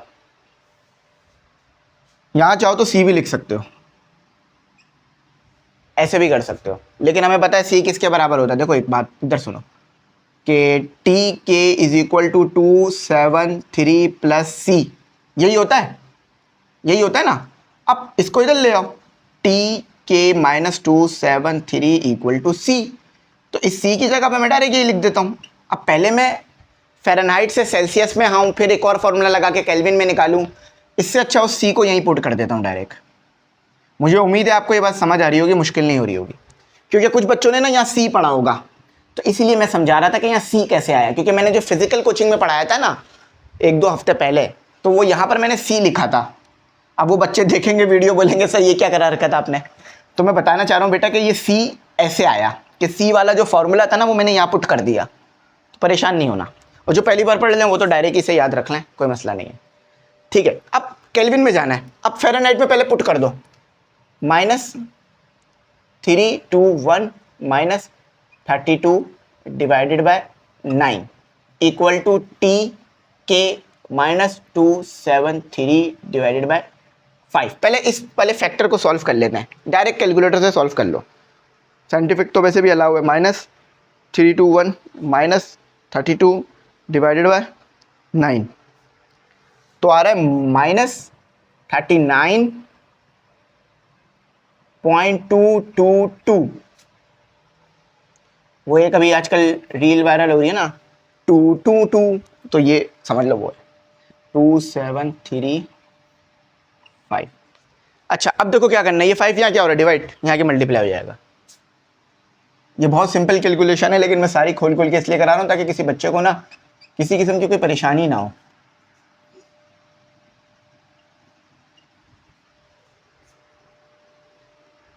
-39.22 मल्टीप्लाई बाय 5, तो -196.11 टी के -273, ये यहाँ माइनस हो रहा, वहाँ के प्लस हो जाएगा, -196.11 प्लस 273 इक्वल टू टी के।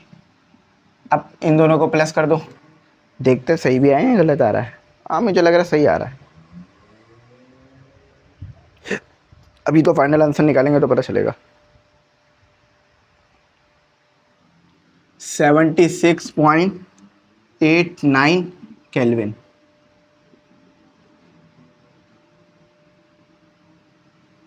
फाइनल आंसर आया समझ, फील आया, पढ़ने का मज़ा आया, आ गया होगा मुझे उम्मीद है समझ।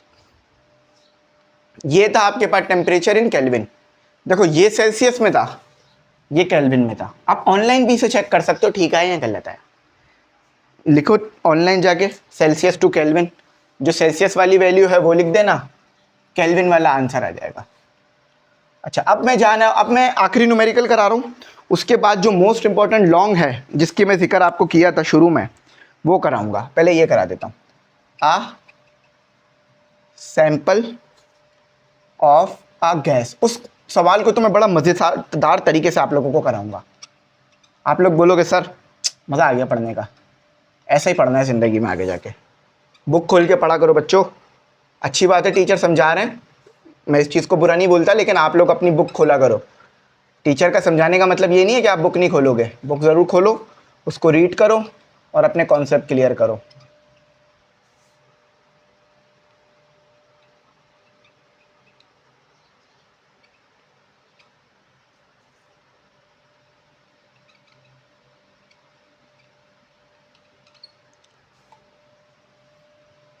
at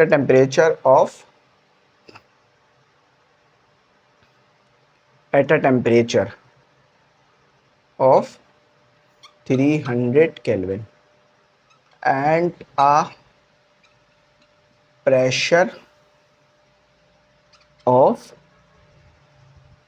120 Kelvin, PA, sorry, kilo kelvin, kilo pascal है ये, केल्विन नहीं है। आई होप नज़र आ रहा हो, चेक कर ले तो नज़र आ रहा है, नज़र आ रहा है, लेकिन थोड़ा सा लाइट हो गया है। वो लाइट इस वजह से हो गया कि इसकी ना इंक बिल्कुल अब ख़त्म पर है, और मैं काफ़ी टाइम से ना ब्लू मार्कर की इंक खरीद नहीं पा रहा। उसकी वजह ये है कि मेरा जाना नहीं हो रहा। लेकिन मैं अगली बार कोशिश करूँगा इसको बाय कर लूँ, ताकि ना आप लोगों को कोई भी मुश्किल परेशानी ना आए। ठीक है, आ जाओ, यहाँ से चलते हैं। ज़िंदगी में जितनी भी परेशानी हो बेटा, साबित कदम रहो, मेहनत करो, इंशाल्लाह एक दिन कामयाब हो जाओगे। और जिस दिन कामयाब होगे उस दिन सारी परेशानियां जो है ना याद आएगी कि यार कितना मुश्किल वक्त गुजारा, लेकिन मैं मेहनत करता रहा, खड़ा रहा। ठीक है, इंशाल्लाह ज़रूर कामयाब होगे।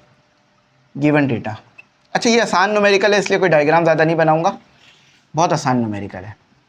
टू फाइन कह रहे हैं a sample of a gas contain, समझ लो ये आपके पास एक कंटेनर है। इस कंटेनर में एक गैस है, गैस का सैंपल है। अच्छा, अब उसमें एटम कितने मौजूद हैं, इस गैस में एटम कितने मौजूद हैं? Number of atom, number of atom कितने मौजूद हैं? 3.0 मल्टीप्लाई 10 की power 24 atoms. Calculate the volume, कितना वॉल्यूम होगा इस गैस का, मतलब इसने कितना ऑक्यूपाई किया हुआ होगा, ये बताना है आपने। टेम्परेचर आपको इन्होंने गिवन कर दिया 300 केल्विन, और प्रेशर भी इन्होंने आपको गिवन कर दिया 120 किलो पास्कल। अब किलो का मतलब क्या होता है? मल्टीप्लाई 10 की पावर 3 PA। सही है। अच्छा, अब सोल्यूशन करते हैं। अब कौन सा ऐसा फॉर्मूला है जिसमें V भी हो, P भी हो, T भी हो? एक ही फॉर्मूला याद आ रहा होगा, बिल्कुल सही याद आ रहा है आपको, general gas law. Reality check ले लो एक ज़िंदगी का, कि ज़िंदगी में हमेशा अपने ऊपर भरोसा रखना है कि हाँ आप चीज़ें कर सकते हो। भरोसा रखना है, गुरूर नहीं करना कि भाई मैं ही कर सकता हूँ, ये कभी नहीं होना चाहिए। भरोसा हो गया हाँ मैं कर सकता हूँ। अच्छा, अब मसला ये n नहीं है हमारे पास, फॉर r तो कांस्टेंट है, r की वैल्यू लिख देता हूँ मैं, r की वैल्यू तो कांस्टेंट है 8.314। अब इसका यूनिट क्या बनेगा? ATM नहीं, ATM नहीं, पास्कल। पास्कल मीटर क्यूब पर मोल और केल्विन। सही है, ये यूनिट लिखा है मैंने इसका, इसी फॉर्मूले से लिखा है। देखो, प्रेशर है पास्कल, वॉल्यूम है मीटर क्यूब, नीचे ले आओ नंबर ऑफ मोल और केल्विन। सही है। एन निकालते हैं, एन है नंबर ऑफ मोल्स। अब मोल का कॉन्सेप्ट आपको क्लियर होगा आई होप। तो कितना आ रहा है? अच्छा, नंबर ऑफ मोल्स के लिए फॉर्मूला है number of atoms divided by Avogadro number, Avogadro's NUMBER number. तो नंबर ऑफ एटम कितने दिए मैं यहाँ पे आपको? 3.0 मल्टीप्लाई 10 की पावर 24, और एवोगाड्रो नंबर 6.02 मल्टीप्लाई 10 की पावर 24, 0.5 आ रहा है मोल। देख लेते हैं कि मैं गलत हूँ या ठीक हूँ। मैं गलत करा, थोड़ी सी कैलकुलेशन गलत की है, बाकी सही है, कैलकुलेशन में थोड़ी सी गलती है।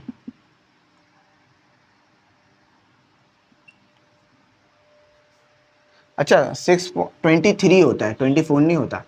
6.02 मल्टीप्लाई 10 की पावर 23 होता है, 24 होता है। मैं बल्कि एक बार देख ही लेता हूँ भाई, ये गलती ना हो जाए।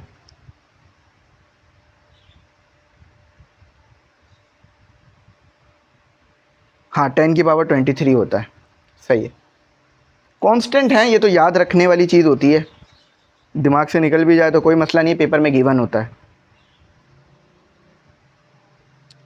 तो सॉरी, आपके पास जो मोल आएंगे वो आएंगे 4.981 मोल्स। अच्छा, अब फॉर P V तो p v equal to n r t upon p. N कितना है 4.981, आर कितना है 8.314, थोड़ा सा मैं साइड में हो जाता हूँ।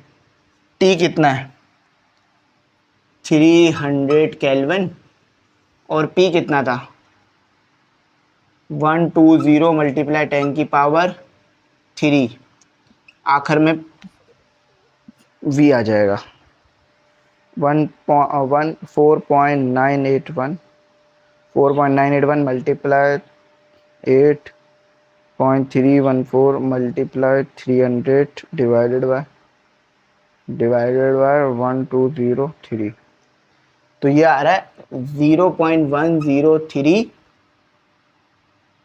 Metre cube. चेक कर लेते हैं, गलत तो नहीं आ रहा, उम्मीद है गलत तो नहीं होगा। हाँ सही आ रहा है। राउंड ऑफ कर दोगे तो ये 4 हो जाएगा, राउंड ऑफ कर दोगे तो 4 हो जाएगा। बाकी अल्हम्दुलिल्लाह बिल्कुल ठीक है, करा भी ठीक है, कॉन्सेप्ट भी ठीक है, बस थोड़ा सा उसको समझना था। अच्छा, अब जो मैं आपको कराने जा रहा हूँ पेपर के लिए मोस्ट इंपॉर्टेंट क्वेश्चन है। बिल्कुल वीडियो रोक कर हाथ मुंह धोकर आ जाओ। वैसे तो मुझे उम्मीद है वीडियो में नींद तो आई नहीं होगी, क्योंकि आपके सर आपको बोर नहीं होने देते, कॉन्सेप्ट भी क्लियर कराते हैं, थोड़ा बहुत हंसी मजाक भी करा देते हैं। तो हाथ मुंह धोकर आ जाओ जल्दी से, जब तक मैं क्वेश्चन लिख रहा हूँ 2 मिनट लगेंगे क्वेश्चन लिखने में, जल्दी से हाथ मुंह धोकर आ जाओ। बिल्कुल ऐसे होकर आ जाओ, नए 0 मीटर होकर आ जाओ जल्दी से, ताकि फिर इस सवाल को ना, बस इस सवाल पे ध्यान दे लो, उसके बाद छुट्टी है, मतलब आज के लिए। फिर आराम से रील्स चलाना, मैं भी चलाऊंगा रील्स, ठीक है। कौन सी रील्स चलाओगे ये बता देना, ठीक है। रील्स चलाते नहीं है, रील्स सर देखते हैं। ओके सही है, रील्स आप देखो।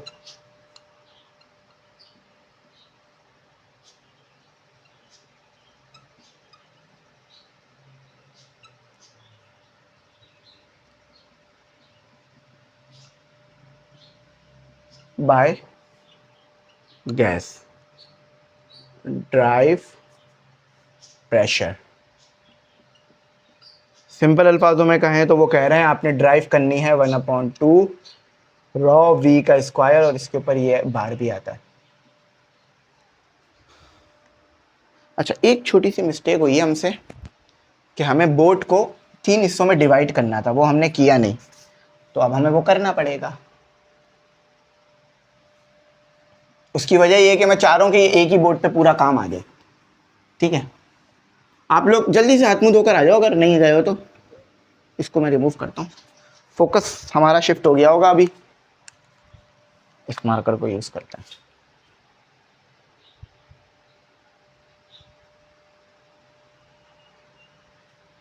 अगर ये एक ही बोर्ड पर आ जाएगा ना तो ये बहुत अच्छा काम हो जाएगा। बल्कि यहाँ पर हम छोटी लाइन खींचते हैं,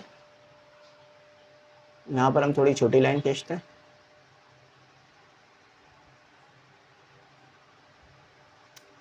बहुत ज़बरदस्त तरीके से ना ये होगा आपका काम। यहाँ छोटी लाइन खींचते हैं, यहाँ भी थोड़ी छोटी लाइन खींचते हैं, और यहाँ थोड़ी बड़ी लाइन रखते हैं, क्योंकि ये इस डेरिवेशन में ना, ये आगे जाके थोड़ी ये डेरिवेशन लेंथी होती जाती है।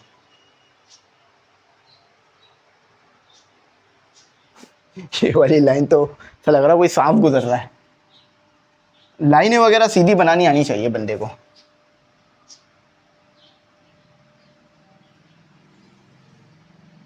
आई होप अब सीधी आ गई होगी। हाँ बिल्कुल ठीक है, मज़ेदार मज़ेदार, ठीक है। अच्छा, अब मैं क्वेश्चन लिखने जा रहा हूँ। अब दोबारा, अब देखो भाई, मैं चाह रहा हूँ कि आपको ना बहुत अच्छा समझ में आए, तो इसीलिए ऐसा हो रहा है। क्वेश्चन नंबर 1 देखते ही आ तो रहा है ना नज़र, थोड़ा ज़्यादा ऊपर हो गया, थोड़ा थोड़ा सा नीचे कर देता है। Question number 1, describe CRIBE, describe, बिल्कुल आपको ऐसा लग रहा होगा कि आप क्लास में बैठे हुए हैं। मॉलिक्यूलर मूवमेंट,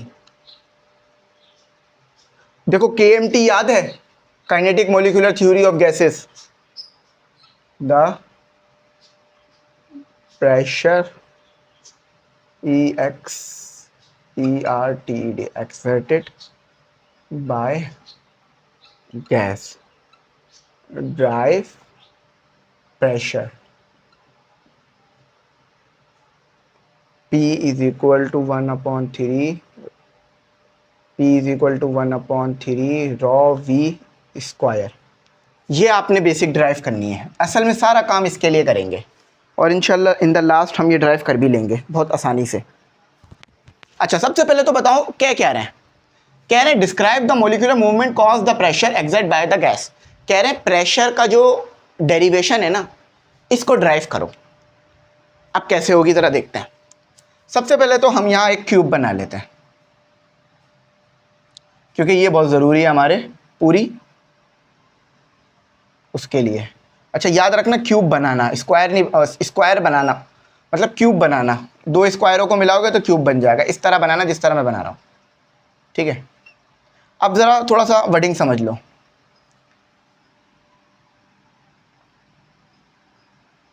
अब देखो, ये आपके पास एक मॉलिक्यूल है, इस तरह बहुत सारे मॉलिक्यूल यहाँ पर मौजूद हैं। ये आपके पास मॉलिक्यूल है, इस तरह से बहुत सारे मॉलिक्यूल यहाँ पर इर्द गिर्द मौजूद हैं। हम इस मॉलिक्यूल को स्टडी करेंगे, सही। अब ज़रा ज़रा बात समझना, प्रेशर आएगा कब? जब ये मॉलिक्यूल इस कंटेनर से या इस क्यूब के वॉल से टकराएगा। देखो समझो, ये मॉलिक्यूल है, ये इस क्यूब के वॉल से टकराया, तो जब ये टकरा रहा है ना तो प्रेशर क्रिएट कर रहा है। इसी प्रेशर को बताना है। प्रेशर का फॉर्मूला क्या होता है? P is equal to F/A। यानी जब ये टकराएगा, फोर्स लगाएगा।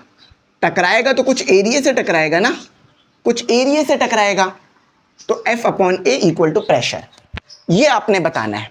अच्छा, याद रखना A B C और D, ये मैं इसको नाम दे रहा हूँ, इसके पॉइंट्स को नाम दे रहा हूँ क्योंकि ये आगे यूज़ हो जाता है ना, इसीलिए। सही है।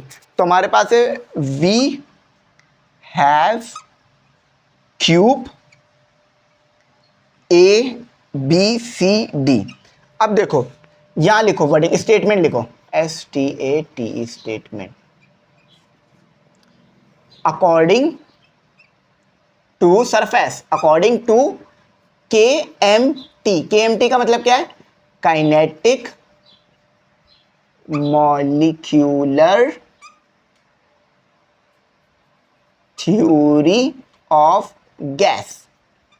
According to kinetic molecular theory of gas, when molecule, थोड़ा सा स्पेलिंग का मसला आ रहा है, molecule MO, molecule CU, molecule, when molecule collide with wall CREATE, create pressure.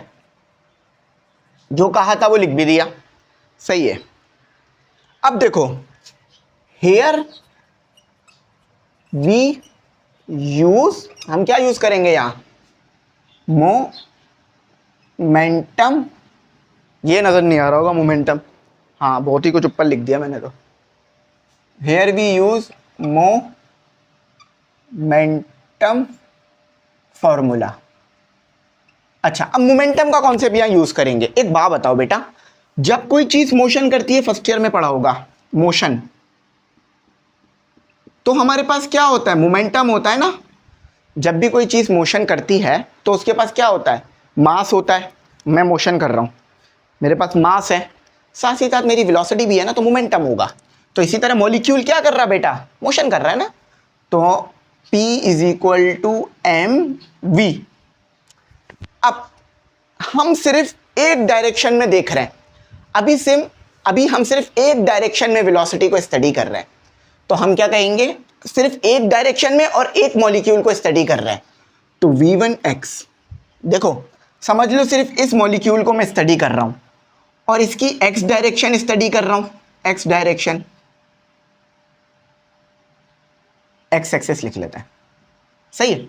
और सिर्फ एक मॉलिक्यूल को स्टडी कर रहा हूं, तो इसीलिए मैंने क्या लिखा? v1x, सही है। बात समझ में आई? मास तो मास है, मॉलिक्यूल का मास तो मास है, मगर सिर्फ अभी x डायरेक्शन में, जो उसकी x डायरेक्शन में मोशन हो रही है ना, जो उसकी एक्स डायरेक्शन में मोशन हो रही है, इस ए को थोड़ा सा यहाँ लगा लेते हैं, इस बी को थोड़ा सा यहाँ लगा लेते हैं, तो जो उसकी सिर्फ एक्स डायरेक्शन में मोशन हो रही है, सिर्फ वो एक्स डायरेक्शन में मोशन कर रहा है ना, देखो ग्राफ इस तरह से होता है ना, एक्स और वाई, तो उसकी सिर्फ एक्स डायरेक्शन की मोशन को स्टडी कर रहा हूँ, वाई डायरेक्शन की मोशन को मैं स्टडी नहीं कर रहा, तो इसीलिए मैंने उसे v1x का नाम दे दिया है। ठीक है, अच्छा अब ज़रा देखो, जब ये मॉलिक्यूल इस कंटेनर के वॉल से टकराएगा और वापस आएगा तो क्या होगा भाई, मोमेंटम में चेंज आएगा ना। सुनो, फॉर एग्जांपल मैं यूँ भागता हुआ आया, दीवार से टकराया और फिर वापस आपकी तरफ आने लग जाऊंगा, है ना। देखो समझो ये मॉलिक्यूल इस दीवार से टकराया और फिर टकराने के बाद ये वापस भी तो आएगा ना, तो here we check change of momentum. अब चेंज ऑफ मोमेंटम का फॉर्मूला क्या होगा, delta p is equal to P2 minus P1। समझ लो ये टकराने से पहले था तो इसे हमने P1 बोल दिया, बल्कि एक काम करो, इसे ना P1 और P2 लिखो, क्यों, क्योंकि P1 का मोमेंटम हम ज़्यादा ले लेते हैं इसीलिए। अच्छा जब ये टकराएगा तो क्या होगा, आफ्टर कोलिजन, टकराने के बाद, तो P2 क्या हो जाएगा आपके पास टकराने के बाद, P2 क्या हो जाएगा आपके पास, माइनस mv1x। अब आप फौरन बोलोगे सर ये माइनस कैसे लगा दिया, देखो बेटा पहले मैं इस डायरेक्शन में था, अब मैं इस डायरेक्शन में गया, है ना, डायरेक्शन चेंज करी ना, तो माइनस आ जाएगा। देखो पहले मैं यूं जा रहा हूं, डायरेक्शन पॉजिटिव है, अब मैं वापस यूं आने लग गया, डायरेक्शन चेंज हुई, इस वजह से नेगेटिव आएगा।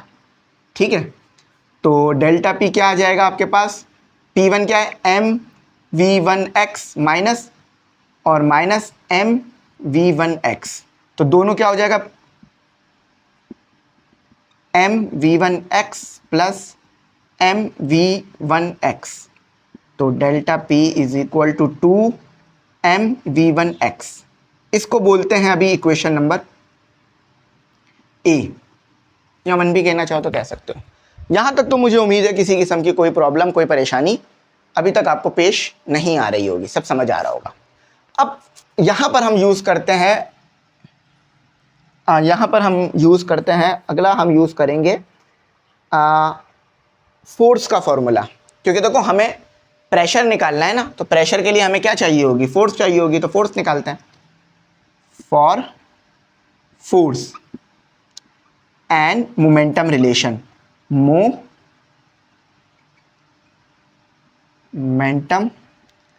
रिलेशन, याद करो फोर्स और मोमेंटम का आपको रिलेशन पढ़ाया गया था, बिल्कुल पीछे आपको पढ़ाया गया होगा। क्या पढ़ाया गया था, F is equal to delta p upon delta t. ये क्या है, चेंज इन मोमेंटम, ये क्या है, CHANGE, चेंज इन टाइम। ठीक है, चेंज इन मोमेंटम P क्या है, चेंज इन मोमेंटम, T क्या है, चेंज इन टाइम। अब फॉर T निकालते हैं, for T delta T, velocity का फॉर्मूला यूज करेंगे। वेलोसिटी क्या होता है, V is equal to S upon delta T लगा लेते हैं। अब देखो S क्या होगा, समझो ये x एक्सिस तो समझ में आ गया ना, बल्कि मुझे इसे थोड़ा मिटाना पड़ेगा, v1x। समझो पहले मैं यहां से यहां तक गया, मेरी लेंथ क्या थी L, फिर जब मैं टकराया तो मैं दूसरी डायरेक्शन में आया तो मेरी लेंथ क्या हो गई, दोबारा L, तो टोटल लेंथ कितनी हो गई, S कितनी हो गई, L प्लस L, तो S कितनी आ गई, 2L अपॉन डेल्टा T।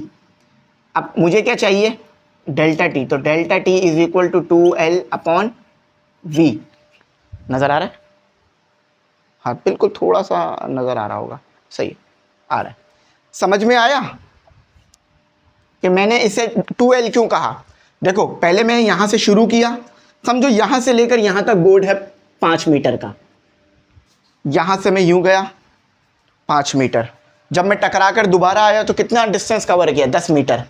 तो यहां भी तो ऐसा ही हुआ कि जब मॉलिक्यूल यहां से यहां टकराया तो L कवर किया, टकराकर दोबारा आया तो एल कवर किया। अब आप बोलोगे सर माइनस एल, बेटा वो डिस्टेंस कवर कर आ रहा है, तो डिस्टेंस को डिस्टेंस से कैसे माइनस कर सकते हो? फॉर एग्जाम्पल मैं यहाँ से यहाँ गया और वापस यहाँ से यहाँ आ गया, तो क्या मैंने डिस्टेंस 0 मीटर कवर किया? नहीं, मैंने जो है वो डबल डिस्टेंस कवर करा है। सही है। अच्छा, मुझे लग रहा है इधर बहुत जगह है, लेकिन अभी ये जगह यूटिलाइज हो जाएगी। मैं यहाँ बल्कि यहाँ लिख देता हूँ। तो फॉर यहाँ वर्डिंग लिख लेते हैं, पुट वर्डिंग लिख रहा हूँ, इसे बोल देते हैं equation B. Put delta P and delta T in equation, क्या थी इक्वेशन बी? देखो वर्डिंग कहीं ऊपर तो नहीं चला गया बहुत ज़्यादा, थोड़ा सा मैं ऊपर चला गया हूँ, सही नज़र आ रहा होगा आई होप। तो क्या आया मेरे पास? मेरे पास आया, इधर देख लो क्या आया मेरे पास। अच्छा, वेलोसिटी मेरे पास क्या होगी? v1x। क्यों v1x होगी? क्योंकि मैं x डायरेक्शन पे बात कर रहा हूँ ना, इसीलिए। तो f is equal to delta p क्या है? 2m v1x, और डेल्टा t क्या था? मुझे ऐसा क्यों लग रहा है कि मुझे इस बोर्ड को भी 2 हिस्सों में डिवाइड कर देना चाहिए। अगर मैं इसको यहाँ से 2 हिस्सों में डिवाइड कर दूँ तो मैं ज़्यादा काम कर सकूँगा ना, क्योंकि देखो इसमें जितना कम मिटाएंगे उतना ज़्यादा समझ में आएगा बच्चे को।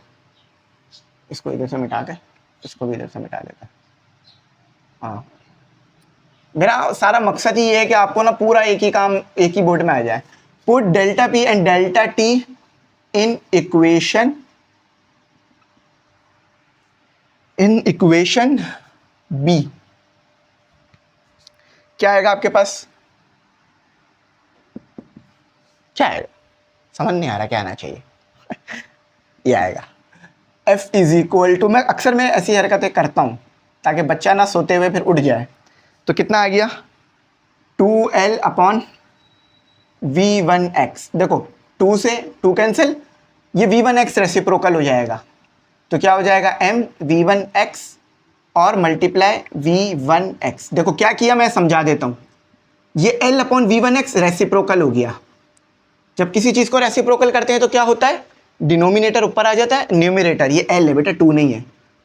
तो क्या आएगा? f is equal to m, थोड़ा सा और ऊपर करके लिखते हैं, f is equal to m v1x का स्क्वायर। अच्छा, ये x ना सब्सक्रिप्ट में लिखना, ये थोड़ा सा बड़ा बड़ा हो गया x हमारे पास, क्योंकि वो मैं छोटा करके ही लिख रहा हूँ। तो v1x यहाँ तो मैंने छोटा करके ही लिखा था, यहाँ भी थोड़ा बड़ा करके लिख दिया मैंने।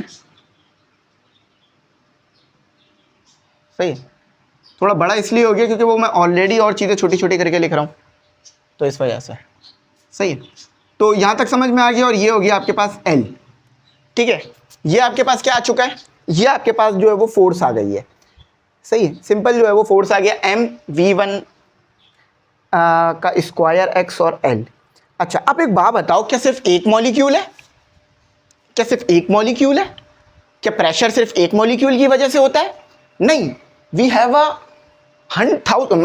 अ मिलियंस बिलियंस ऑफ मॉलिक्यूल्स। हमारे पास यहाँ पर मल्टीपल मॉलिक्यूल्स है ना, तो आप उन्हें कंसीडर करेंगे। ये सिंगल मॉलिक्यूल के लिए कर रहे थे अब तक काम। Now for multiple molecule.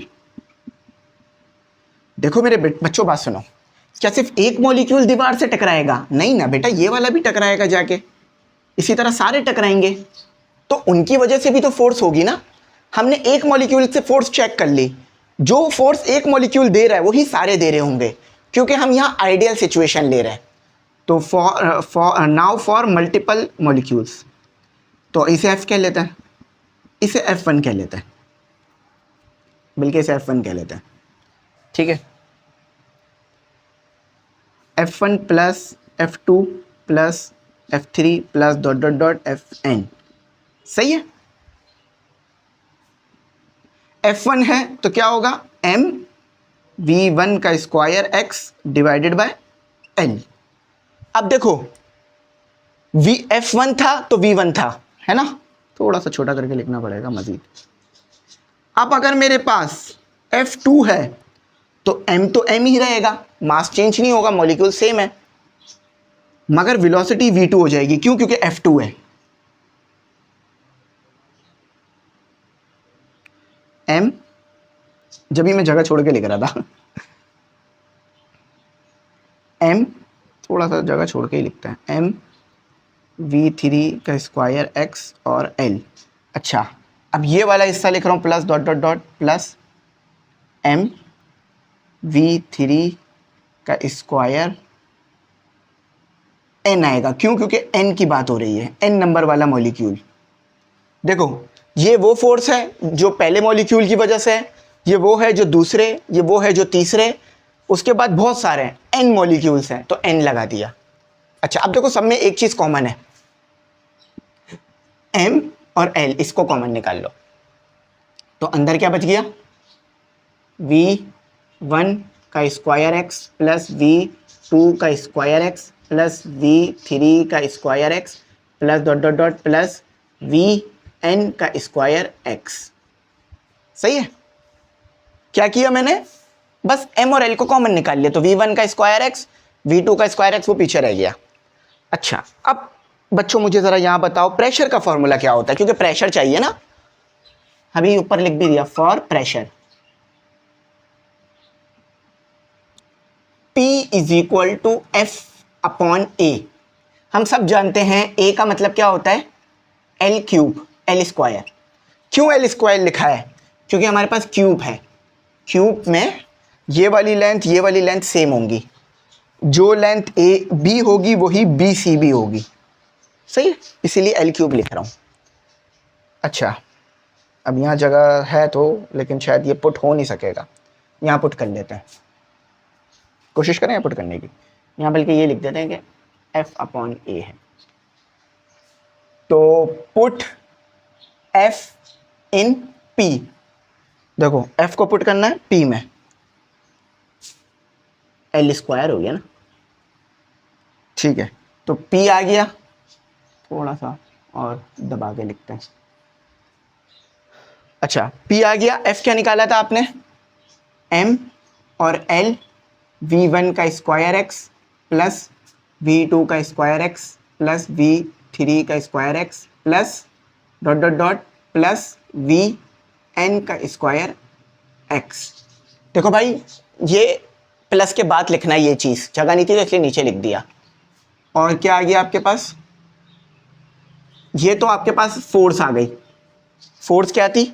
ये फोर्स थी ना, ये आ गई। अब नीचे क्या? L स्क्वायर है। देखो अब अगेन रेसिप्रोकल होगा, L स्क्वायर इसको L क्यूब कर देगा, तो P is equal to M L cube. L cube कैसे हुआ, बात समझ आई? देखो रेसिप्रोकल होगा ना, ये ऊपर जाके रेसिप्रोकल होगा, तो L और मल्टीप्लाई बाय L स्क्वायर कितना हो जाएगा? L cube. सही है, थोड़ा छोटा छोटा करके लिख रहा हूँ लेकिन समझ आ रही होगी बात। अच्छा, अब आगे क्या बचा? v1 का स्क्वायर x प्लस v2 का स्क्वायर x प्लस v3 का square x plus dot dot dot plus vn का स्क्वायर x। सही। अच्छा, अब यहाँ पर हम एक छोटा सा फॉर्मूला लगाएंगे, number of molecules per unit length का, number of molecules per unit volume, number of molecules per unit volume. देखो इसके लिए फॉर्मूला होता है आपके पास n और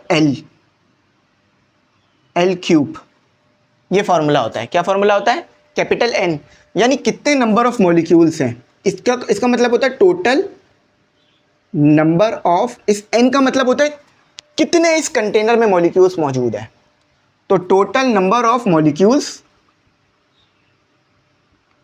और इसका मतलब होता है वॉल्यूम, पर यूनिट वॉल्यूम में।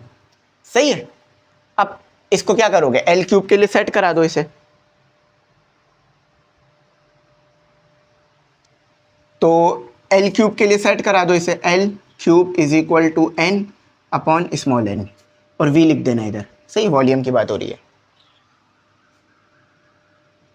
सही है। क्या किया मैंने, एल क्यूब को यहाँ ले गया, एन वी को नीचे ले आया।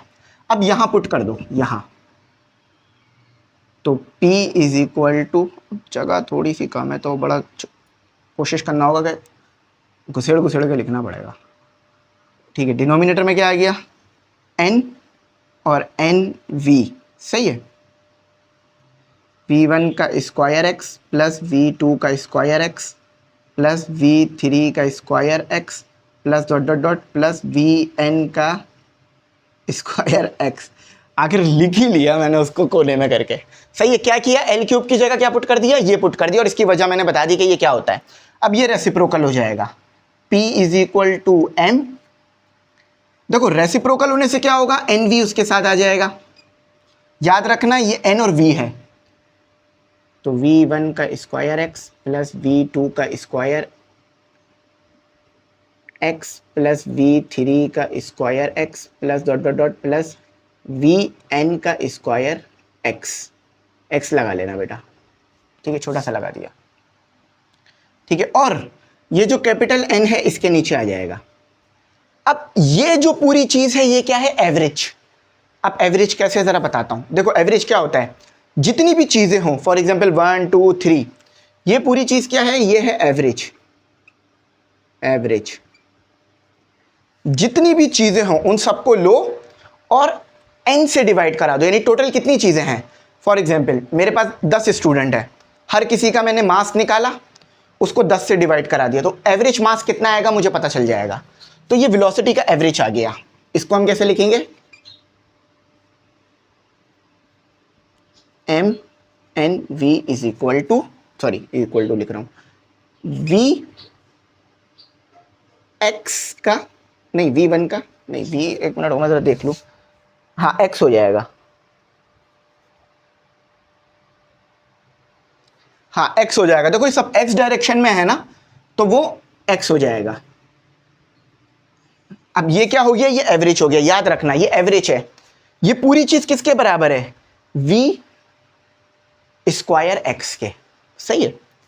अच्छा अब देखो, अब सिर्फ एक x मोशन सिर्फ x एक्सिस में होगा, नहीं, मॉलिक्यूल आगे भी मोशन करेंगे, ऊपर भी मोशन करेंगे, नीचे, तो अब ऑल डायरेक्शन मोशन लेना पड़ेगा। All direction motion. अब ऑल डायरेक्शन में मोशन लेंगे तो क्या हो जाएगा, वी एक्स एवरेज का square equal to V Y और वी जेड स्क्वायर। ये तीनों बराबर होंगे। जो मोशन वी एक्स स्क्वायर में हो रहा होगा वही मोशन वी वाई स्क्वायर में हो रहा होगा, वही वी जेड स्क्वायर में। एवरेज इस डायरेक्शन में भी, ऊपर की डायरेक्शन में भी, जेड डायरेक्शन में, सब डायरेक्शन में मोशन हो रही होगी।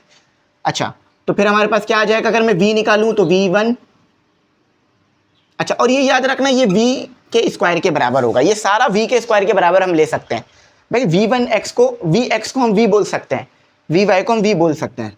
तो vx का स्क्वायर प्लस vy का स्क्वायर, ये भी एवरेज होगा, स्क्वायर इस पे भी आएगा। vz का स्क्वायर। अब देखो ये क्या किया, अब मुझे टोटल मोशन निकालना है। टोटल निकालने के लिए ऐड करना पड़ता है ना, तो मुझे पता है जो vx का मोशन है वही vy का मोशन है, वही vz का मोशन है। इसको हम सिर्फ v बोल देते हैं, इसको हम क्या बोल लेते हैं, सिर्फ v बोल लेते हैं। एक मिनट रुको जरा, हाँ इसको हम सबको vx कह सकते हैं। अब आप बोलोगे सर कैसे vx कह सकते हैं, भाई देखो मैंने आपको बताया ना, जो मोशन vx स्क्वायर का है वही vy का भी है, वही vz का भी है, तो जस्ट v बोल लो। बल्कि इसे x और z लेकर रहने दो, नीचे वाले स्टेप में मैं ये काम करता हूँ। v का स्क्वायर vx का स्क्वायर प्लस vy का स्क्वायर प्लस vz का स्क्वायर,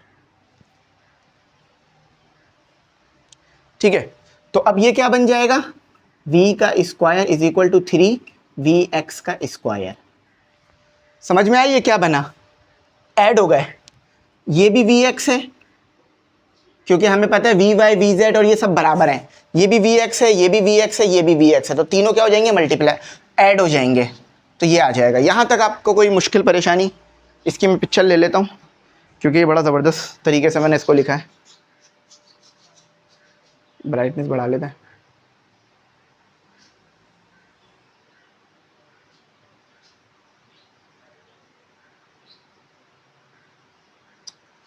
ठीक है, ले ली। सही नहीं आई, थोड़ा सा ना ख़राब आ गई। बस इसके बाद आपकी वीडियो कंप्लीट हो गई है।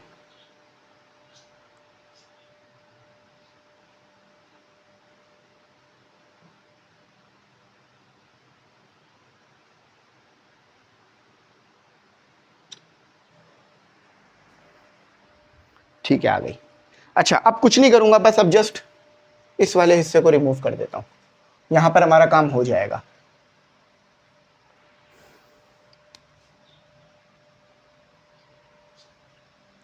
ठीक है, तो यहाँ तक मैं आ गया। अब देखो, कुछ नहीं करना, इस थ्री को इस इक्वेशन को याद रखना, इस इक्वेशन को याद रखना, इस इक्वेशन को यूज़ करेंगे जिसे हम कह रहे थे इक्वेशन डी। ठीक है, अच्छा, तो अब हम क्या करते हैं, वी एक्स स्क्वायर निकाल लेते हैं, तो 3 को नीचे लाके डिवाइड कर देते हैं, तो वी एक्स स्क्वायर ये आ गया। अब देखो वर्डिंग लिखो, put V X square in equation D.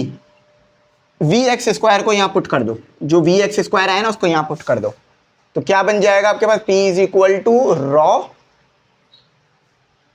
अच्छा एम वी एन, याद रखना एक और चीज समझ लो, एम वी एन बराबर होता है डेंसिटी के। ठीक है, डेंसिटी के बराबर होता है।